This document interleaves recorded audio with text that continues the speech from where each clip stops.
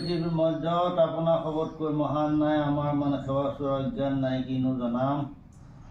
বছৰেকৰ বিহু বুলি আগৰ পৰা কৰি আহিছোঁ, এতিয়াও সেই ঘৰখনৰ হৈ বছৰেকীয়া বিহু সলিতা বুলি আজি আপোনালোকক যথাযোগ্যে যি পাৰিছোঁ দি আমি এই সেৱাভাগ ধৰিছোঁ। এই সেৱাভাগ ধৰিবলৈ যাওঁতে